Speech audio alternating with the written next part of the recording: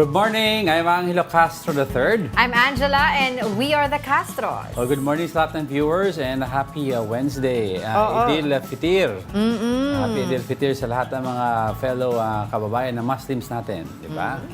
Alright, hilo ako. Madala yung prompter because we're serving you news in a countdown. All that before your second cup of coffee. This is Brunch. Starting off our countdowns, espesyal na selebrasyon ng ating mga kapatid na Muslim.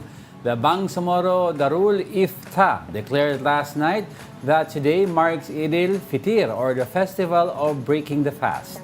That's right. After successfully sighting the crescent moon, today marks the Islamic holiday of ending the Ramadan, which started last month. President Bongbong Marcos extended his warm greetings to the Muslim community, sharing his hope for national unity amidst diverse beliefs held by Filipinos. Eid al-Fitr is annually celebrated worldwide through praying, exchanging gifts, and sharing meals. Other countries like Saudi Arabia and Indonesia also announced its celebration today. That's right. And to walk us through on what the celebration of our Muslim kapatid is all about, we have Marawi Civic Leader Samira Gutok on the line with us. Good morning and welcome to Brunch. Good morning po, Angela. This is here in Makkah, Saudi Arabia. Oo, 5 a.m. Yes, live na live mula sa Saudi Arabia. Can you tell us more about what Ramadan is all about? What is the essence of Eid al-Fitr for the Muslim community? And of course, its spiritual meaning po. Yes po, Eid al-Fitr is our biggest holy celebration ng billion Muslims all over the world. And in the Philippines, we have a national law that is recognizing the national holiday. It ends the 30-day Ramadan fasting, and it's the first day of the next month after Ramadan. Shawwal is the next month, and this is the first day of that month. And it's a big celebration where families are gathered in communal prayer, and we are going to also have our feast of festival. So Eid al-Fitr means breaking of fast or festival of fasting. Okay. Ending of the fast. Thank you for that. No? But Samira, no, maybe you could educate us a little. A lot of our non-Muslim Filipinos are asking, ano pong yung about the moon? What does the moon sighting have to do with marking the end of Ramadan? Yes, the moon sighting marks the entry of a new month. So we are using the lunar calendar in the Islamic calendar. So in the lunar calendar, Ramadan is one of the months. So Ramadan is the fasting month where the Quran, the Holy Quran, was revealed to what we believe is the last of the prophets after Jesus, Prophet Muhammad. So after all the revelations, the Torah, the Bible, then the Quran, Prophet Muhammad, as in Prophet Jesus to us, fasted. So this is that moon sighting that marks the end of that fasting month and towards another month. Right. Okay, since you mentioned nga po na nasa Saudi Arabia kayo ngayon, which is alam naman po natin, yan po ay Muslim majority nation. Can you share with us po kung paano po ba sineselebrate dyan sa Saudi ang Eid al-Fitr as compared po dito sa Philippines? Meron po bang pagkakaiba? Go ahead po. Ang kapatiran natin sa Saudi Arabia is sila po yung kapitolyo ng Islam where the holy black stone is and the holy black mosque is where Prophet Abraham was supposed to be destroying the idols. Tapos ibang prophets po nag-pay tribute din. So ito po ay location po ng where we conduct our pilgrimage, the Muslims of the world. So we are here 2.5 million Muslims, including 4,000 Filipino pilgrims. Kasama po ako.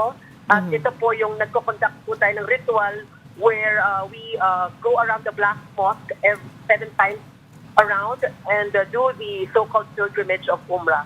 So ito po yung aming ritual and we are here also ending the fast together with other Muslims of the world. Okay, of course po, what I'd like to know is since lumipas na nga ang nagkaroon ng pandemic, ang daming pagkakaiba at how people celebrate different celebrations or holidays. Sa hanay niyo po, may nag-iba ba? Now it's the modern times, may Zoom, meron tayong Facebook, Messenger, may WhatsApp, or you stick to the traditional ways of celebrating Ramadan? Yung usually po na nagka-conflict sa moon sighting day, dahil iba po yung sa Saudi, iba pa yung ibang countries, iba yung sa Pilipinas, parang na-unify in a way sa Pilipinas kasi po we had our own parang televised and other parang united BARM and NCMS institutions announcing together that meron na pong common sighting. So ngayong Wednesday na po yon. So alhamdulillah, that unifies, no, the usually iba-ibang dates. And then ngayon po, siyempre yung mga nasa bahay lang, hindi makaalis sa kanilang offices or companies, meron pong silang pag-monitor online. So pwede silang sumabay. It's ideal kasi po na publiko sa online mass kayo dapat. Okay. Clarify ko lang po, no, yung sa moon sighting po, so you are going by yung sa Saudi, yun po ang pinaka-peg na po for this. For kami na nasa pilgrimage, dito kami sumabay sa Saudi. Sa Philippines, we had our own Philippine date. Okay.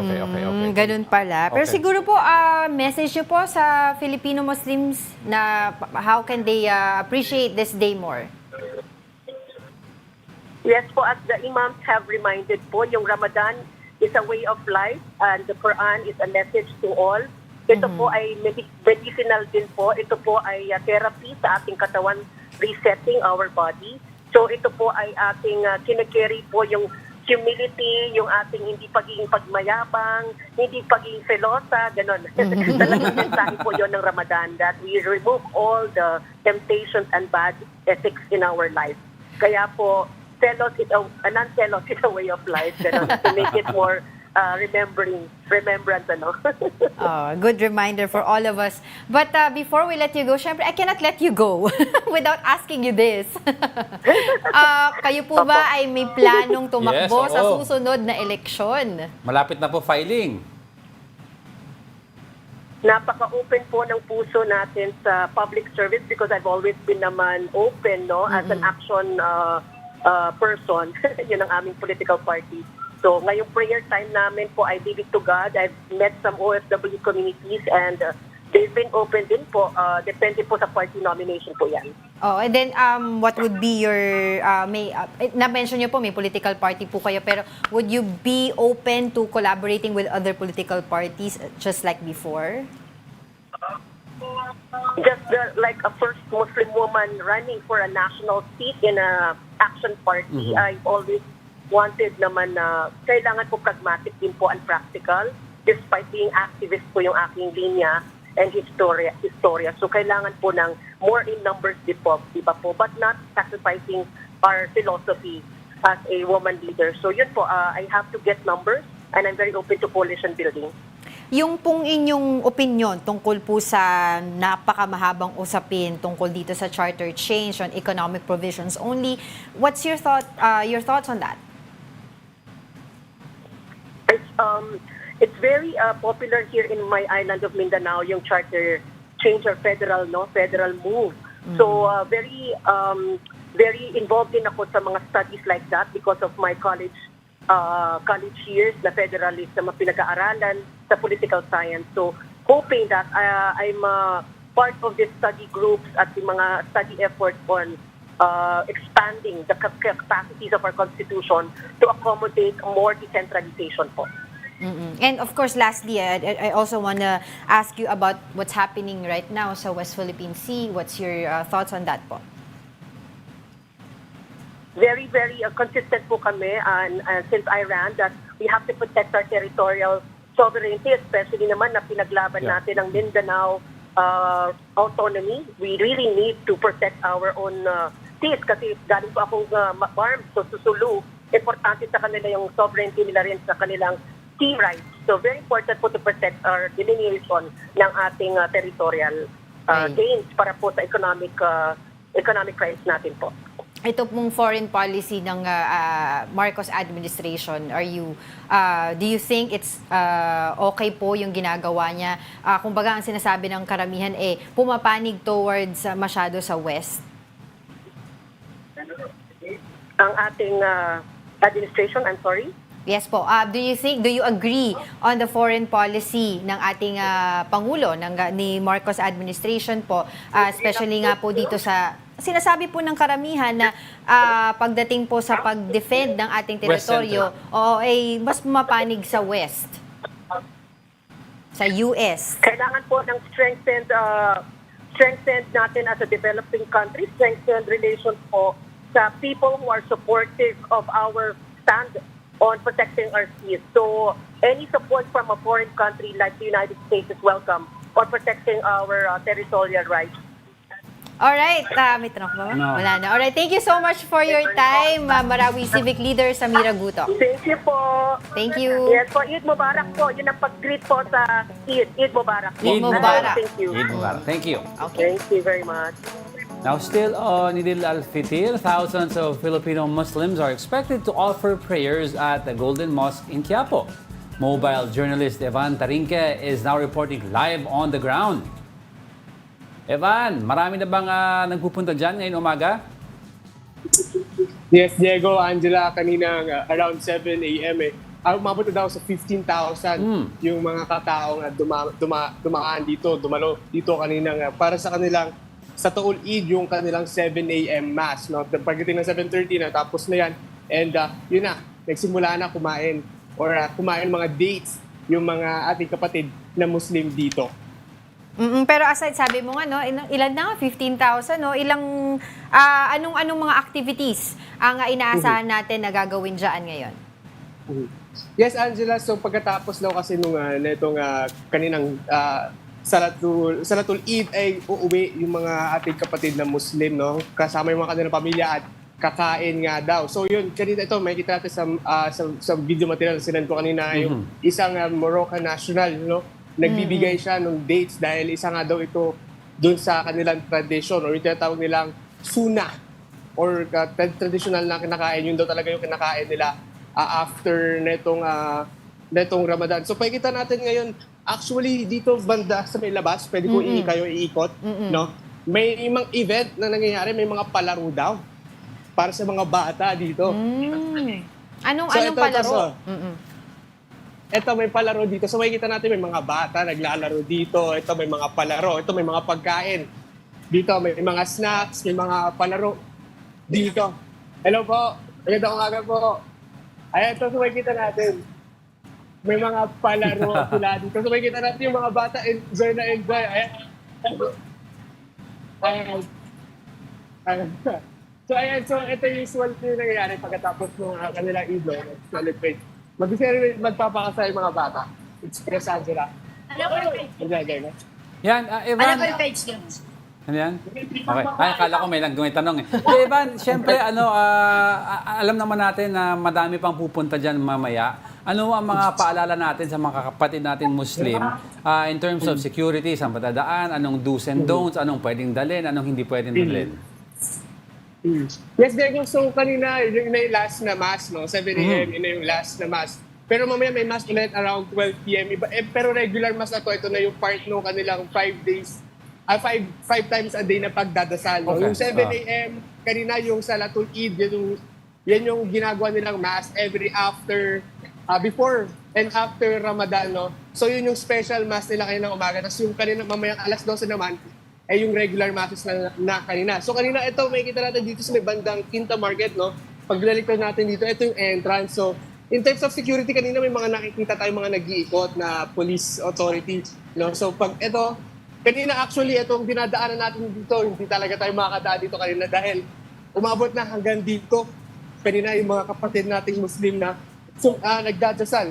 So, nakikita natin may mga police mobile pa, umiikot sa ngayon. No? So, in terms of security, okay naman daw, payapa naman daw po yung dinaos kanina. And wala naman tayong narinig na pinagbabawal dalhin. Pero syempre, nasa public area, iwasan na lang po natin magdala ng mga pinagbabawal, mga matatagong bagay or mga weapon no? And yun nga, lalabas tayo ngayong sa Pilipinas, medyo mainit, ay magdala na po tayo ng tubig kung sakaling abutan tayo ng matinding init sa labas.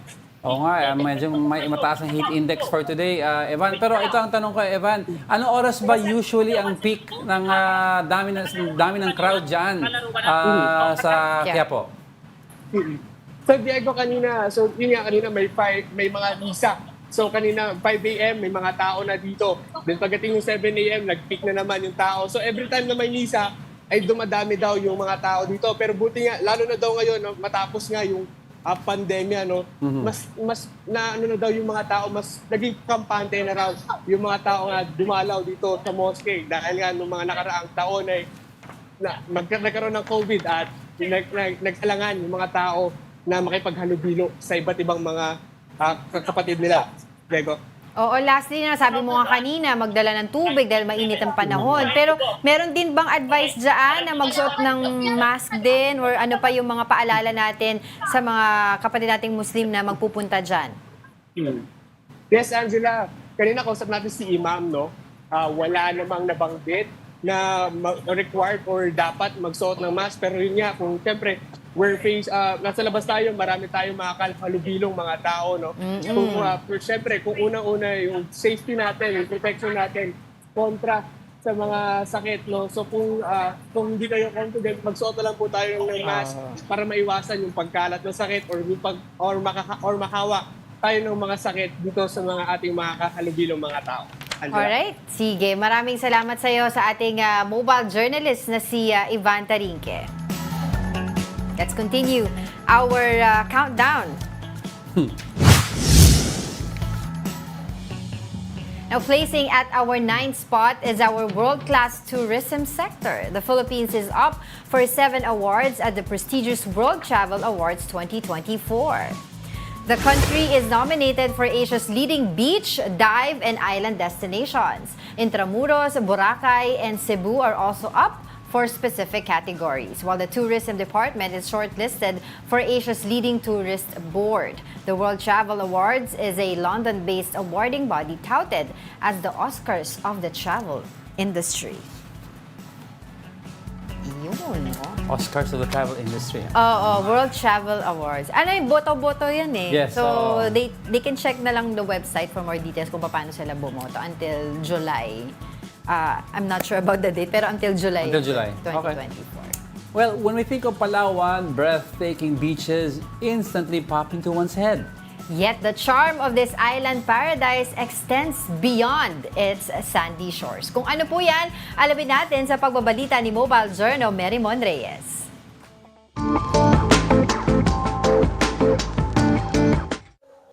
Makaka-relax pag mas dance-in ang kalikasan, lalo na pag nasa lugar ka tulad ng Puerto Princesa. Pero alam niyo ba na may iba pang way para ma-enjoy ang views na to?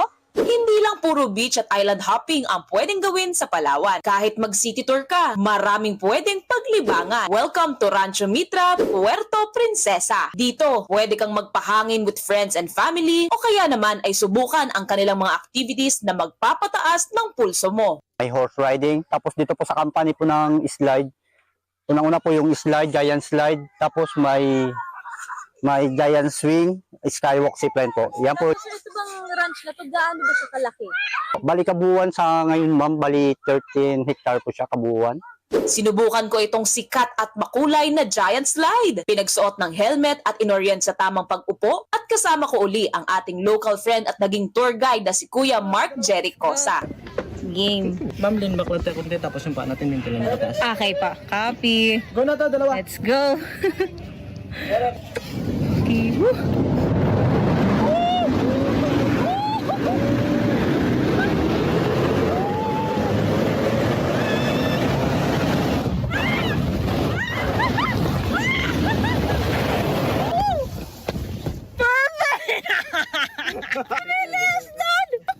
Kala ko tataob eh. Napakabilis pala nun, lalo na yung pababa. Dahil hindi pa tayo nakontento, inakyat na rin natin ang lagpas 10 feet na touring ito para sa kanilang giant swing. Ayan na yan, ma'am. Makikita mo na yung magiging boyfriend mo dyan. Safe pa to? Oh my God!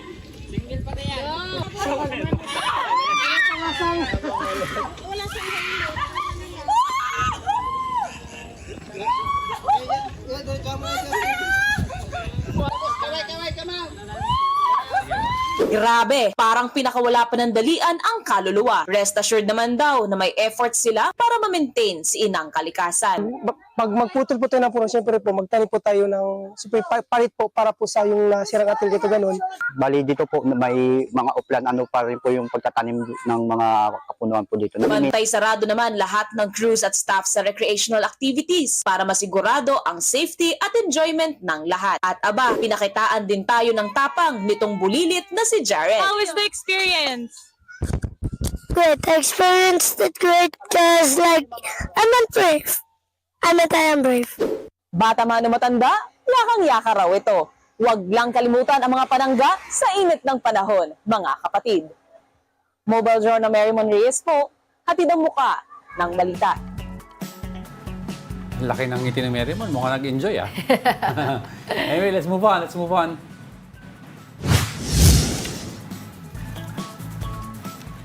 On our 8th spot, President Bongbong Marcos calls on Filipinos not to yield to oppressors within our territory.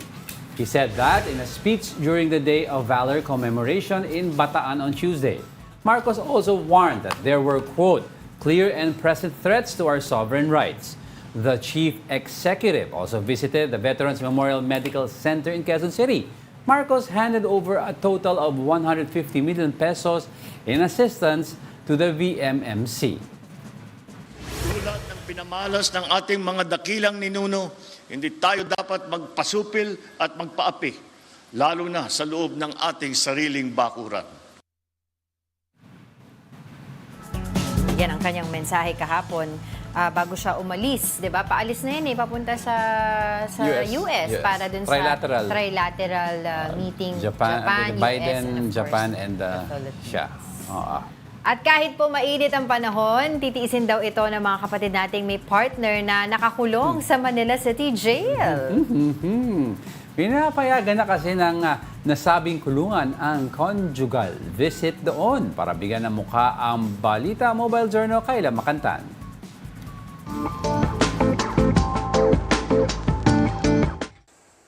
Mainit man ang panahon, mas mainit pa rin ang pananabik ng ilan nating kapatid sa kanilang partners, lalo na ang mga inmate na kung makabanding ang kanilang mga misis once a month lang.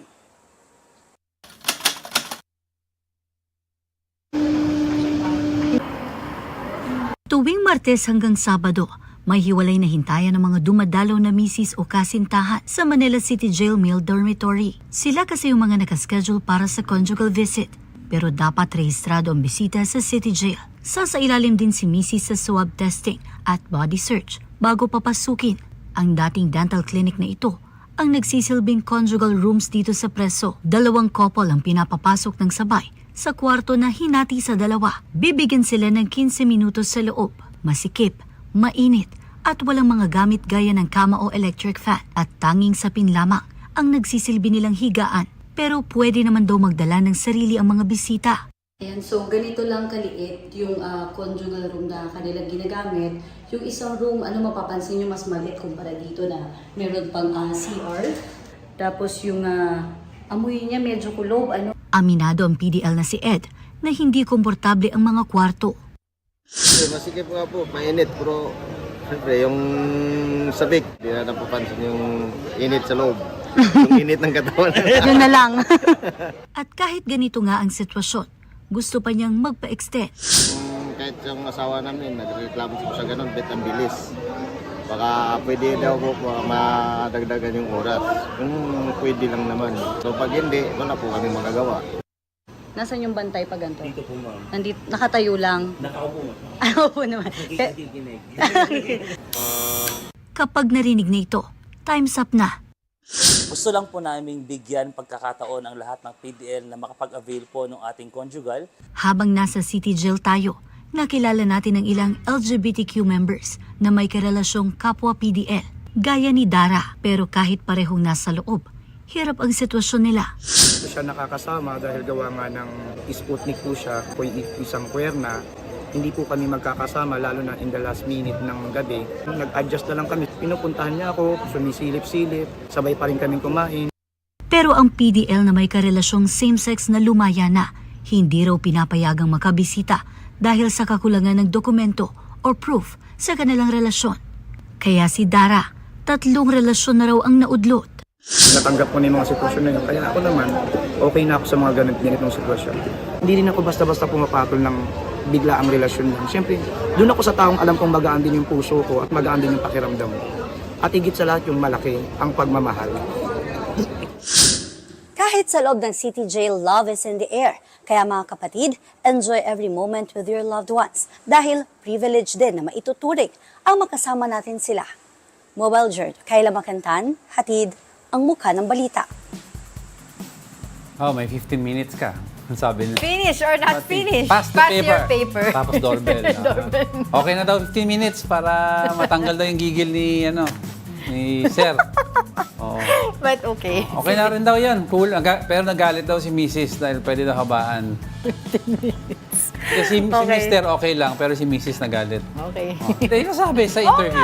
Oo nga. Coming up, more areas have declared a state of calamity due to rising cases of pertussis or whooping cough. And the Philippines and the United States kick off another bilateral military drills. O diba? We're just getting started. More of our top 10 news when Brunch returns. Keep it here on One News.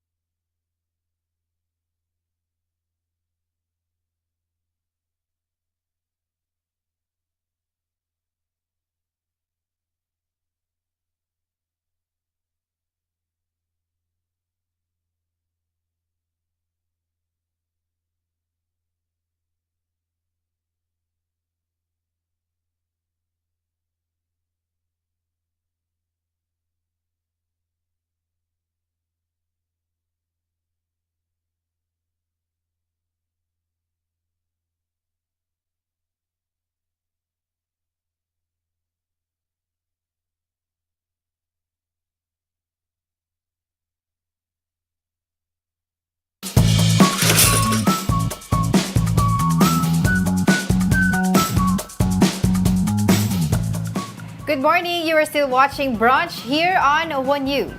Ayan, and thank you pala sa Second Mile Coffee for sending over again every Wednesday itong mga wonderful sweet treats. Meron tayong coffee eclair and Cream puff. Cream puff. Oh. And their coffee. Of course. Na favorite mo yan. Ay, nako. Favorite ko yung coffee. Talagang napapalpitate na ako buong araw. Ano? Ha? Para? Nagpapalpitate ang puso ko pag nakikita ka. Yoko, kadiri ka.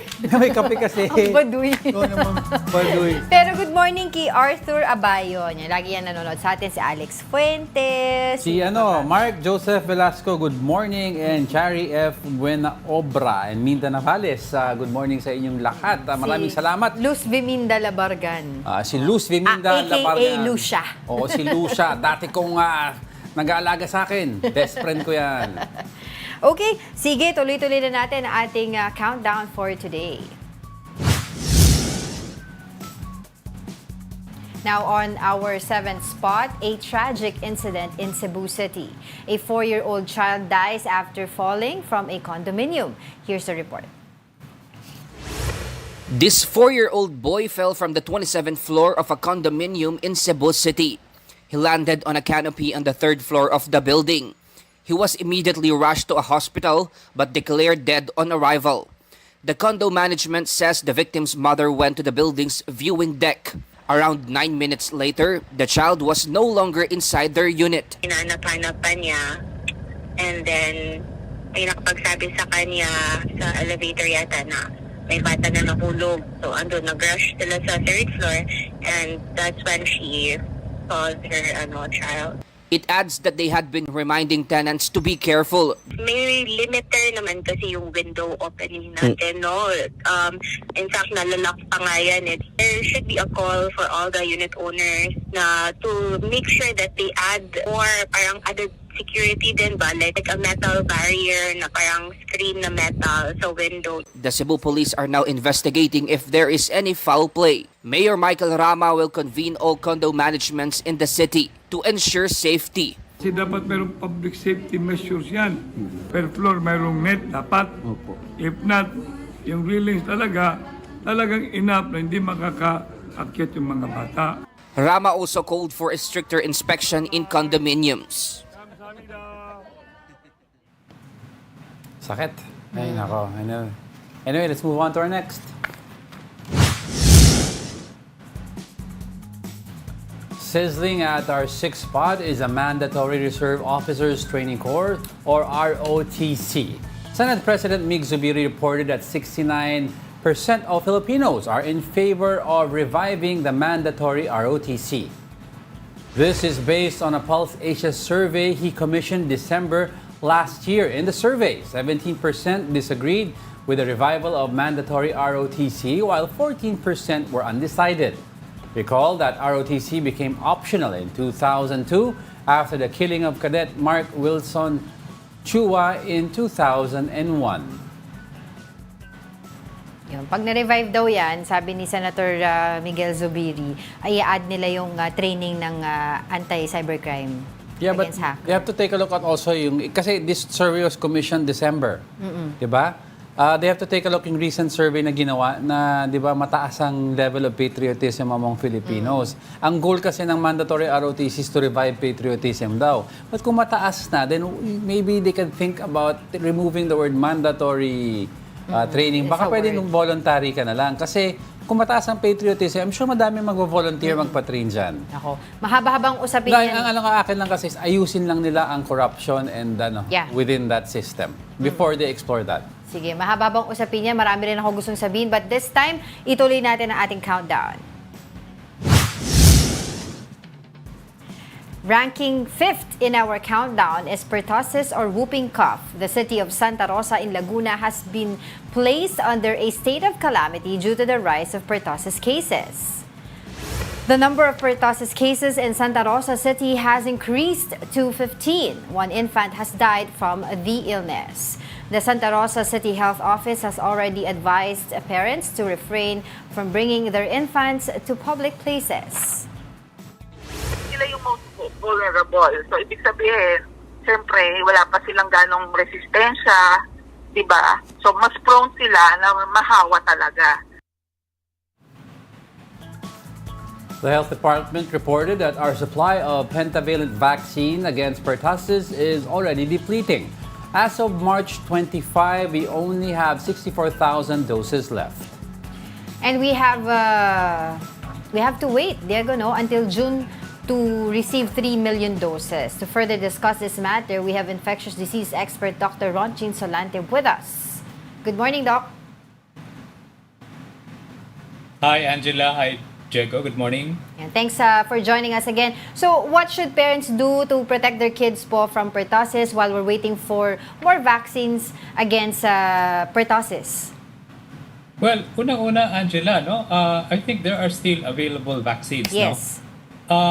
Kailangan talaga i-exhaust all means na pupunta doon sa mga health center para babakunahan ang mga bata, no? Otherwise, mahirap pag maghintay ka ng mga bakuna tapos you are exposed, especially sa mga bata ngayon. Mainit kasi ngayon, kaya nakikita natin yung mga parents, dinadala din nila yung mga bata papunta sa mall, papunta sa labas. No? But I think the more important part there is, as much as possible, huwag muna nating i-expose ang mga bata sa labas dahil napakataas ng hawaan nga. In fact, hindi lang pertussis, no? Ibang other, or the other respiratory tract infections, influenza, pneumonia, And perhaps also, tingnan din natin yung mga adult na may mga sintomas because most of the time, Angela, sila yung nagdadala ng infection doon sa family at itong mga bata na mababa ang immune system, hindi pa nabakunahan, sila din yung mga highly vulnerable.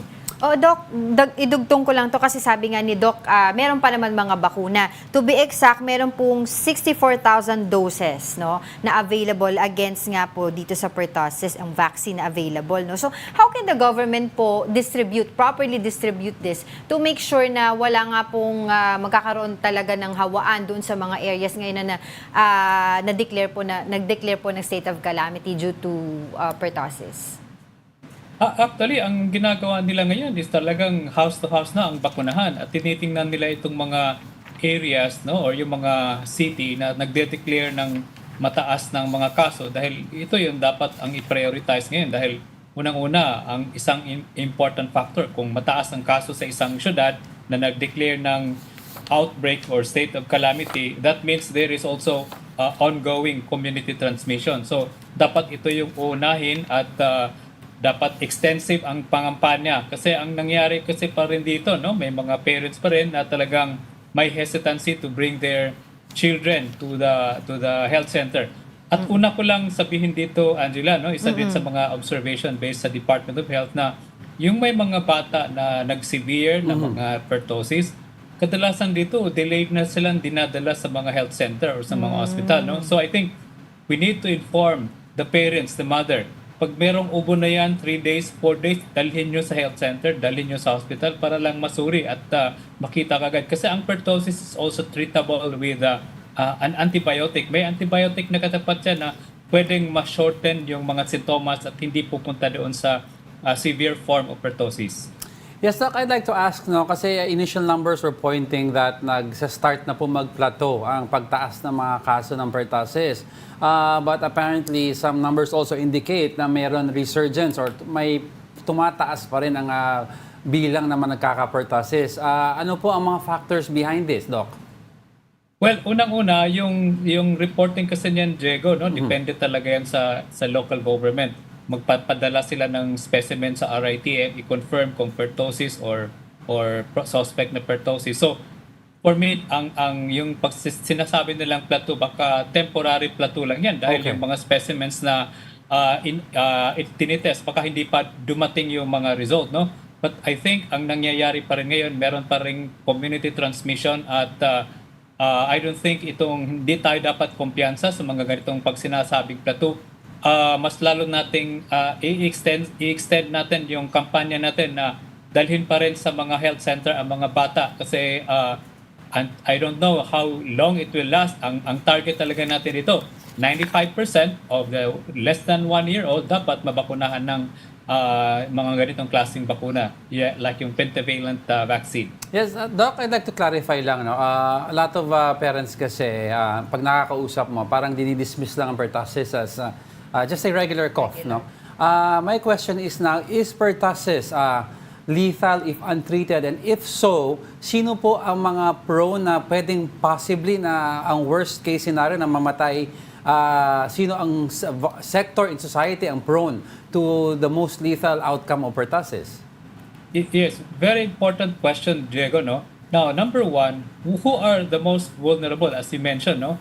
These are the 1-year-old and below. In fact, doon sa data ng Department of Health, most of those who died are less than 6 months old. So, ibig sabihin, it is lethal, it is highly virulent among the less than 1-year-old. Pero doon sa may mga edad na, may mga medyo adolescent na, hindi siya ganun ka-lethal. So, priority dapat itong mga less than 6 years old or sabihin na lang natin, less than 6 months old or less than 1 year old, ito yung magiging lethal because of their age, na bata pa sila, and most of the time, the death is really related with complications like respiratory failure or sepsis.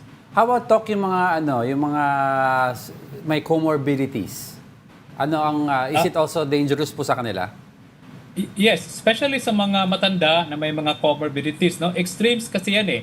Yung masyadong bata at masyadong matanda, that can also be severe in this adult. Pero mas grabe talaga ang impact ngayon dito sa mga bata kumpara doon sa adult. Okay. With the increasing cases nga po ng pertussis here in the Philippines, do you recommend na mag-mandatory wearing of face mask na naman? Or okay lang na basta i-observe lang yung health protocols within the area kung saan mataas ang cases? Well, ang sabi ko dito, Angela, no, it should be mandatory wearing of face mask among adults who have children at home. Ayun. Kung baga, importante yun, no? Bakit tayo mag-mandatory? Kasi meron kang vulnerable population sa bahay mo. So, lahat ng mga pamilya, kung merong mga bata, less than 1 year old, less than 2 year old, dapat mandatory face mask habang nandun sila sa mga, or may expose sila dun, or kahalubilo nila itong mga bata. Huwag nyo munang halikan, huwag nyo munang baby yan, especially for those adult na nagtatrabaho na hindi nila alam, baka they are carrying the bacteria at mahawa doon sa mga batang wala pang mga bakuna. Yun na nga po. I'd like to, with regard to that, no, baka you're carrying it tapos mahawa mo. Sorry I'd like to ask lang, Doc, is it possible na, kunyari, I get pertussis, tapos wala akong symptoms pero iuwi ko yung, yung sakit? Yes, Diego. Kasama yan sa mga cycle of transmission. Yung mga symptoms, no, ng mga adult, tapos umuwi sa bahay, magtatakan ang mother, bakit nagka-pertussis yung anak? Hindi naman lumalabas. So, most likely, from the person na lumalabas, na exposed, and at the same time, doesn't have the typical manifestation. Pero siguro may mga sipon-sipon lang yan, yung parang akala nila, parang ordinary flu lang na binabaliwala nila, but most of the time, talagang meron niyang mga very, very mild symptoms kasi may mga edad na yan or may mga at least mga immunocompetent ang tawag namin yan, no? Na hindi ganun ka baba ang resistensya. At saka, Doc, di ba, even the ones who are vaccinated already, they can still pass the illness or the virus kahit na sila ay vaccinated na? Yes, they can still have the symptoms, no? But unlikely for them to transmit na dahil mababa na yung bacterial load sa katawan nila because they have already the antibody na nakuha doon sa bakuna. Kumpara doon sa mga adult na walang mga bakuna and then they have the symptoms. Lessen na lang yung symptoms nila. But reminders na lang po ulit tayo, Doc Rodgin, ano po yung dapat gawin kapag nagka-pertussis po yung anak nila, and how can we prevent po a death of an infant with pertussis? Yes, napaka-importante niyan, Angela, no? So for those mothers na may mga symptomatic, no? Ubo, sipon, or yung pag umubo, may halakhak, may tunog, no? Huwag niyong patagalin within 2 to 3 days. Kung meron ganung mga sintomas, dalhin niyo na sa health center because time is of the essence. Early antibiotic treatment can revert the complications, and doon sa mga wala pang bakuna, napaka-importante na dalhin niyo doon sa health center para bakunahan. Alright, on that note, maraming salamat po sa inyong oras.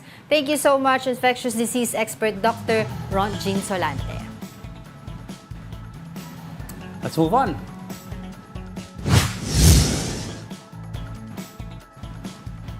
Coming at the 4th spot is another 2028 presidential survey results. A recent survey of Okta Research shows that Senator Raffy Tulfo is the preferred presidential candidate over Vice President Sara Duterte. Okta President Ranjit Rai said in an interview with Storycon that Tulfo is leading by 10 to 15 points ahead of VP Sara. However, he said these numbers might change since the presidential elections in the country is not only limited to 2 candidates. Rai also said they respect Tulfo's request to take his name out of presidential surveys. We respect the opinion of Senator Raffy Tulfo, and we'll discuss it. Most likely, we'll take his name out.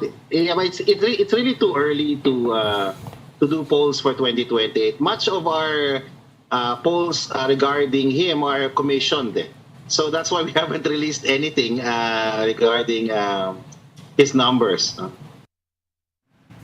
Kaya nga, di ba sinasabi natin kahapon, pwedeng tanggalin, respect yung wishes ni Senator Raffy Tulfo, pero minsan kasi top of mind pag sinabi kung walang choices na nakalagay doon sa survey. Top of mind survey. Top of Meron mind kasi survey nakalatag yung pangalan. presidential. Pero if top of mind survey, tama ka nga doon, hindi mo pwedeng hindi mo tanggalin. pipigilan kasi yun sa mga tao. Yung pinili ng tao Kung gusto ka, wala kang magagawa kasi nandun na yung numbers mo. Pero kung ilalagay yung pangalan niya, sige daw, they can do that sa Okta Research. Tanggalin siya. Okay, let's continue our countdown. Kiboy is still in our countdown, now on the 3rd spot. Senate Sergeant-at-Arms personnel are now in Davao City to arrest Pastor Apollo Kibuloy.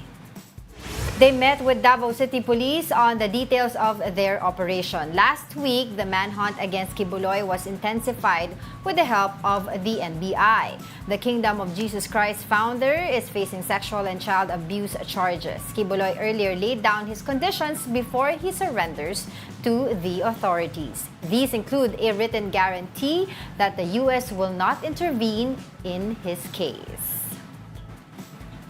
Ngayon nyo pa naisip, yung Senate Sergeant at Arms ngayon pa naisip pumunta Kibuloy, hindi na nga Kibuloy. hindi na nga nahanap ng tracker teams ng police Nauna pa ang court, ang mga PNP sa Davao na hulihin sa for the court. Oo, kaysa kasi sa Senate. Nauna ang Senate Bago naglabas ang court kasi ng warrant, nauna na yung Senate, di ba? Hindi Magbigay ng yung order of contempt, yung warrant.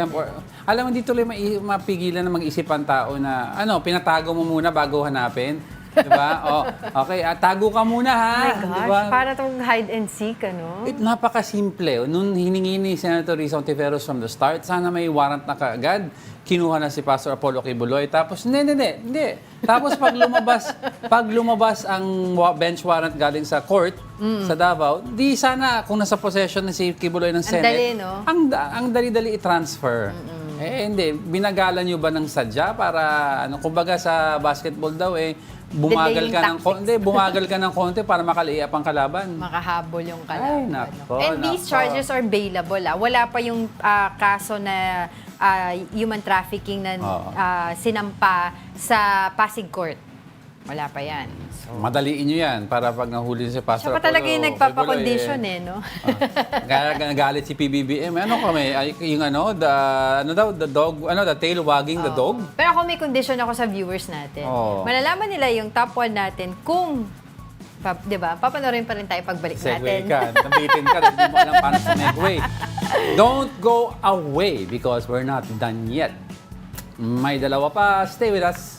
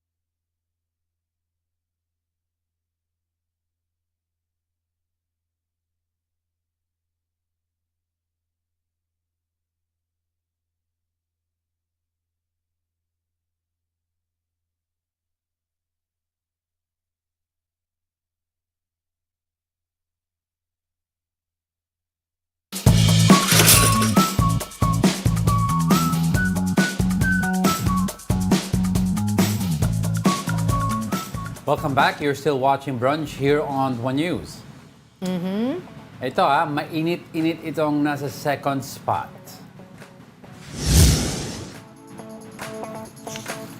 Because we're gonna talk about extreme heat. 8 areas in the country will experience a danger level heat index today. One of them is the town of Bacnotan in La Union, where some residents are now suffering from the lack of water supply. Here's the report. The hardworking farmers in Bacnotan, La Union are wishing for at least a little bit of rain. They are drenched in sweat as they endured the 40 degrees Celsius heat index yesterday.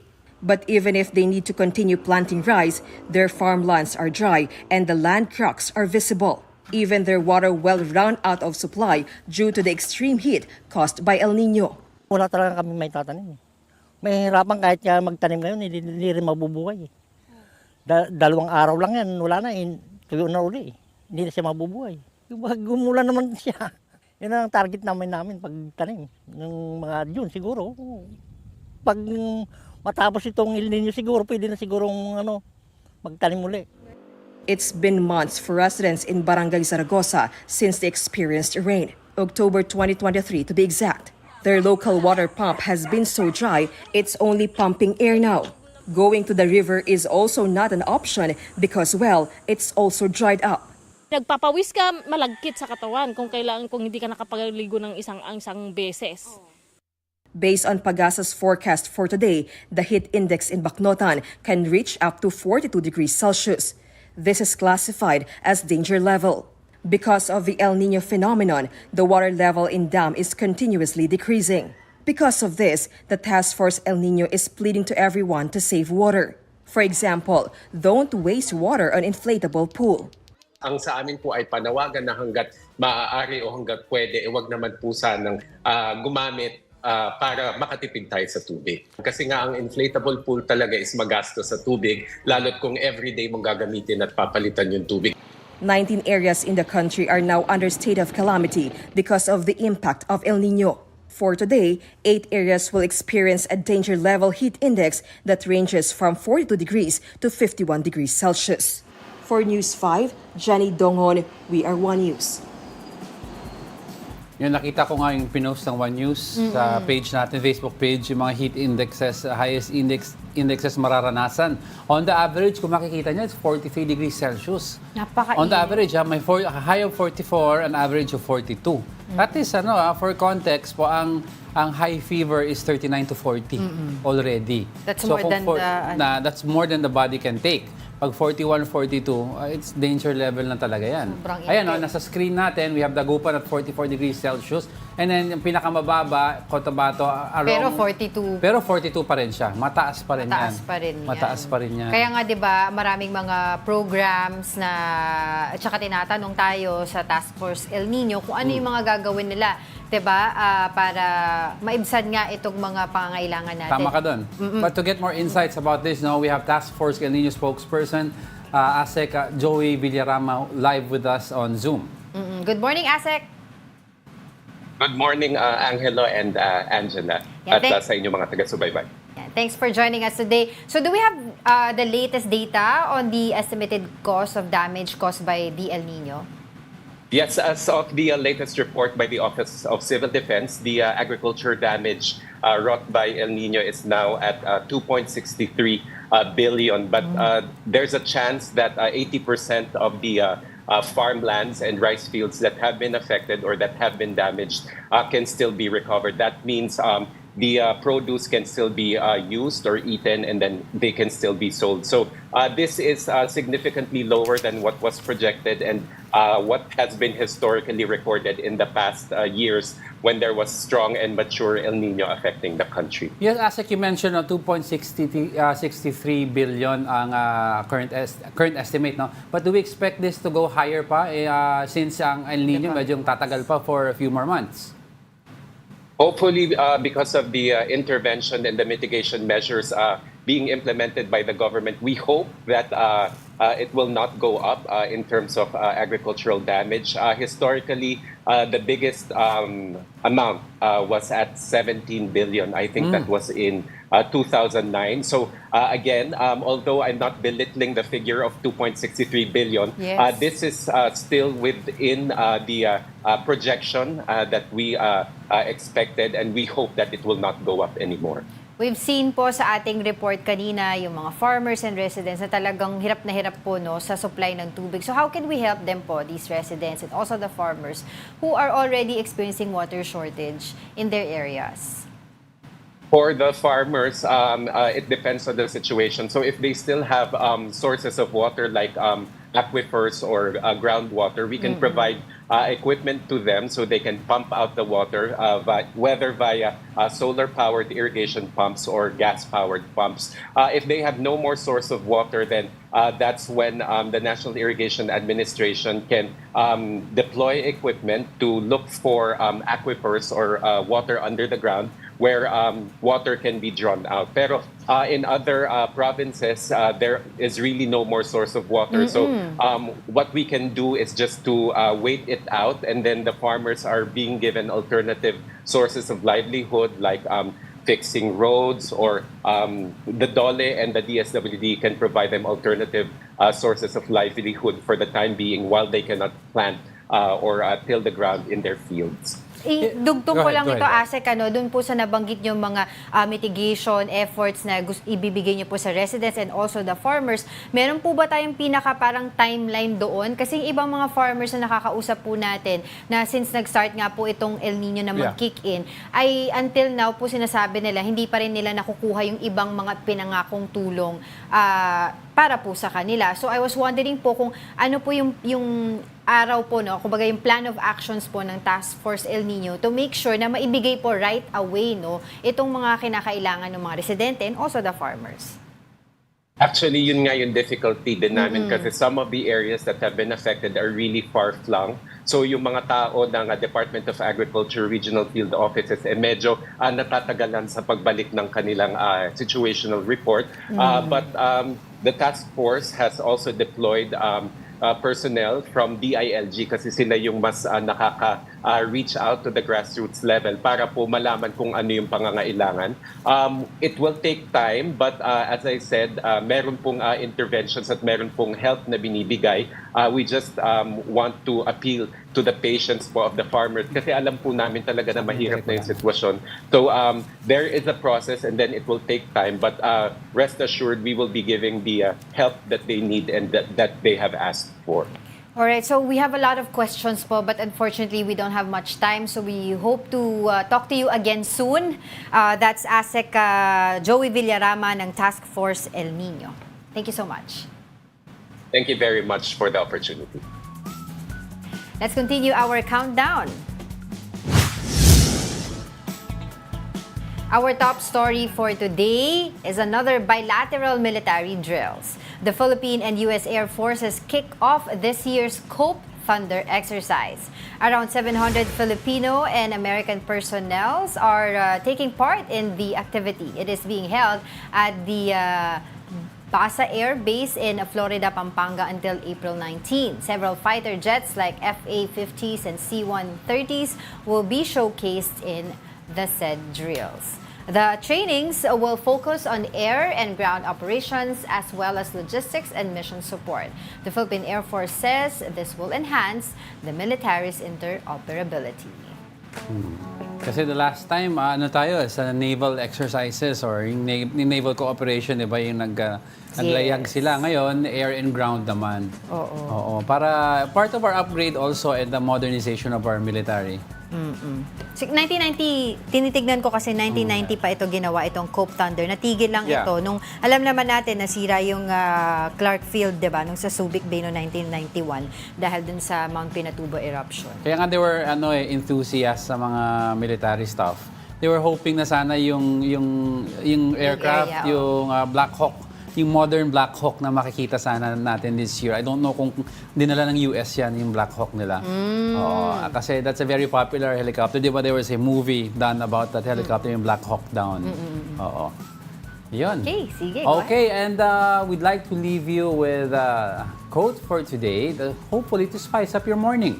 Even against the greatest of odds, there is something in the human spirit, a magic blend of skill, faith, and valor that can lift men from certain defeat to incredible victory. Walter Lord. And that wraps up today's episode of Brunch. Join us again tomorrow. I'm Angela Lagunsad Castro. And I'm Angelo Castro III. We are One News. All sides, all the time. Second Mile Coffee.